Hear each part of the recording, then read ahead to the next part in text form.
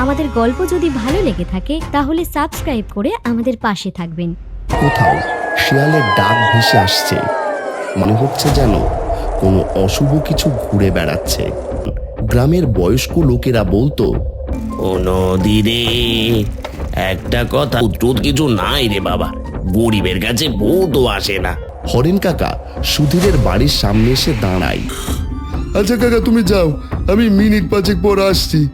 তোর হয়তো কুকুর শিয়াল কিছু হবে, এই বয়সে এসে আবার ভয় কিসের? ছপ ছপ ছপ যেন কেউ ধীরে ধীরে আগলো। সে চোখ কচলে আবার তাকালো। উফ, এ কি ঠান্ডা রে বাবা।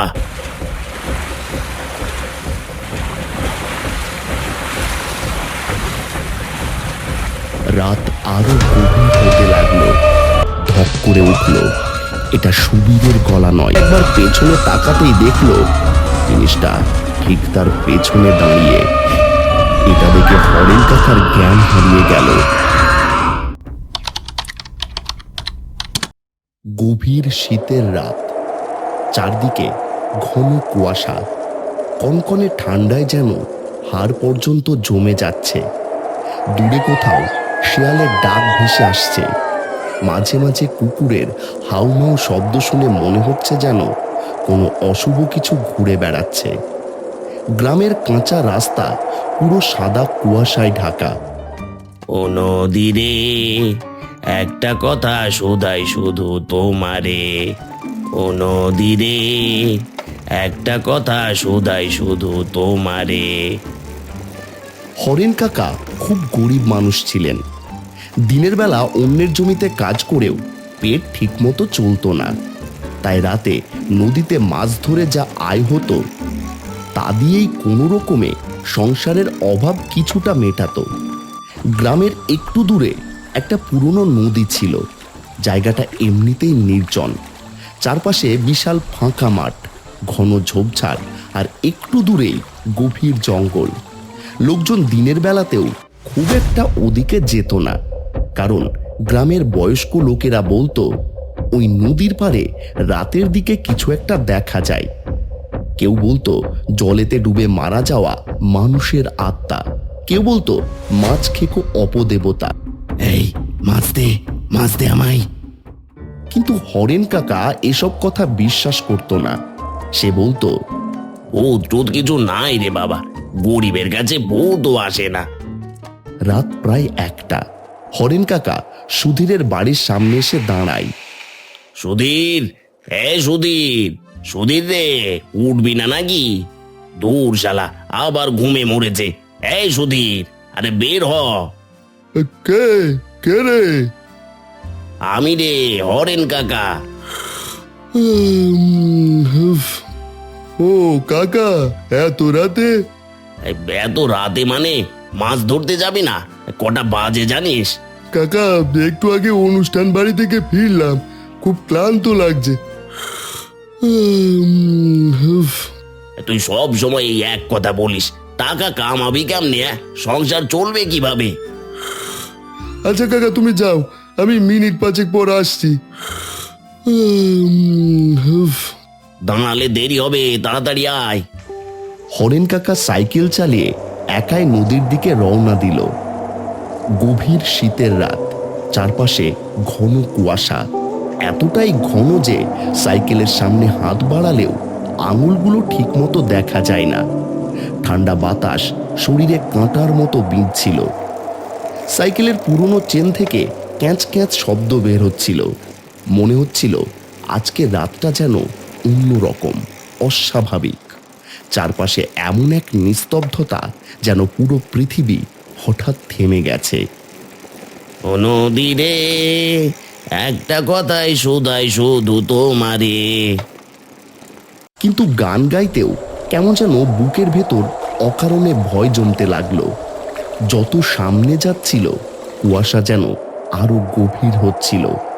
নদীর দিকে যাওয়ার সরু কাঁচা রাস্তার দুপাশে বড় বড় গাছ, গাছগুলোর কালো ছায়া কুয়াশার ভেতর দাঁড়িয়ে যেন মানুষের মতো লাগছিল। হঠাৎ পেছনের ঝোপে খসখসে আওয়াজ। হরেন কাকা চমকে উঠে সাইকেলের ব্রেক কষে থামলো। চারপাশে তাকালো। কুয়াশার ভেতর কিছুই স্পষ্ট দেখা যাচ্ছে না। কে কে কে রে? কে ওখানে? কোনো উত্তর নেই, শুধু ঠান্ডা বাতাস, শুকনো পাতার মৃদু শব্দ। দূর, হয়তো কুকুর শিয়াল কিছু হবে। এই বয়সে এসে আবার ভয় কিসের? আবার সাইকেলে উঠে প্যাডেল মারতে শুরু করলো। কিন্তু কিছু দূর যাওয়ার পর হঠাৎ নদীর দিক থেকে ভেসে এলো ছপ ছপ ছপ, যেন কেউ ধীরে ধীরে জলের ভেতর হাঁটছে। হরেন কাকার হাত কেঁপে উঠল। সাইকেলের হ্যান্ডেল শক্ত করে ধরল সে। এই গভীর রাতে এত ঠান্ডায় নদীর জলে কে নামবে? সে সাইকেল থামিয়ে কুয়াশার ভেতর নদীর দিকে তাকালো। প্রথমে কিছুই দেখা গেল না। তারপর কুয়াশার আবছা পর্দার মধ্যে মনে হলো যেন জলের ঠিক মাঝখানে একটা লম্বা কালো ছায়া দাঁড়িয়ে আছে, স্থির, একদম নড়ছে না। হরেন কাকার বুক ধড়ফড় করতে লাগলো। সে চোখ কচলে আবার তাকালো, কিন্তু এবার কিছুই নেই। হরেন নদীর ধারে পৌঁছে জলে নামলো। উফ, এ কি ঠান্ডা রে বাবা! এ জল না বরফ? সুধীরও এলো না এখনো। শালা মনে হয় আবার ঘুমাইছে।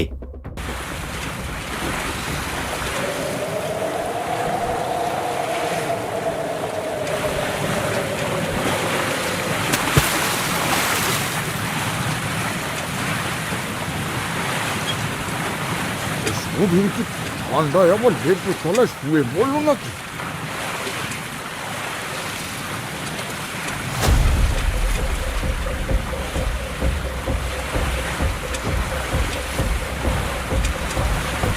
রাত আরো গভীর হতে লাগলো। হঠাৎ নদীর ওপাশে কুয়াশার ভেতর একটা কালো ছায়া দেখা গেল। কেউ যেন বসে আছে, চুপচাপ, একদম নড়ছে না।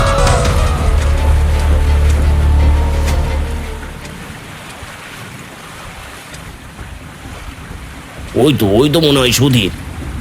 এই সুধীর, এলি নাকি? কি রে, সাড়া দিচ্ছিস না কেন? হঠাৎ একটা ভাঙা গলা দূর থেকে ভেসে এলো। শুনেই হরেন কাকার বুক ধক করে উঠল। এটা সুবীরের গলা নয়, এটা মানুষেরই গলা না। মনে হচ্ছিল জলের নিচ থেকে কেউ কথা বলছে। এই মাছ দে আমায়, হ্যাঁ, আয় আয়, মাছ দে আমায়, মাছ মাছ মাছ মাছ দে আমায়, আয় আয়, পারে আয়। এটা এটা তো সুধীরের গলা না, এটা মানুষের গলাই না। কুয়াশা একটু সরে যেতেই হরেন কাকার বুকের রক্ত হিম হয়ে গেল। ওটা মানুষ ছিল না। মুখের চামড়া আধা ঝুলে গেছে, চোখ দুটো সাদা কোটরের থেকে বের হয়ে আসছে। মুখে কালো পচা দাঁত, অস্বাভাবিকভাবে বাঁকা, যেন ঘাড়টাই ভেঙে গেছে।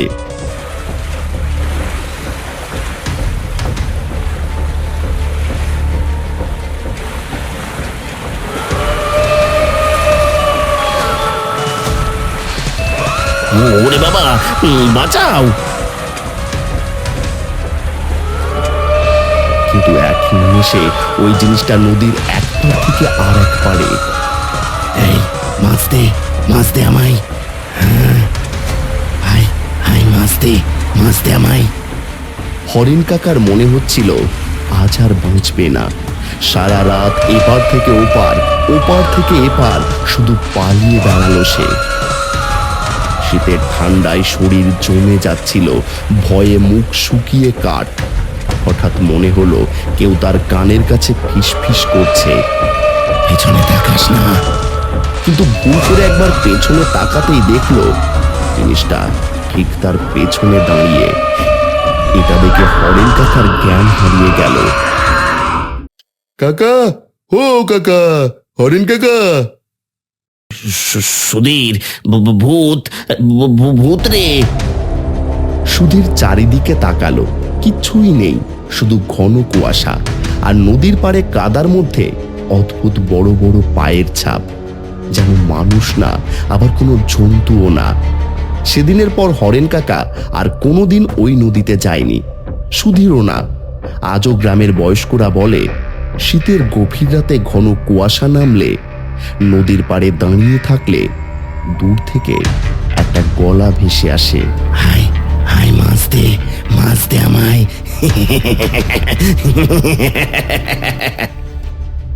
আমাদের গল্প যদি ভালো লেগে থাকে তাহলে সাবস্ক্রাইব করে আমাদের পাশে থাকবেন। ধন্যবাদ।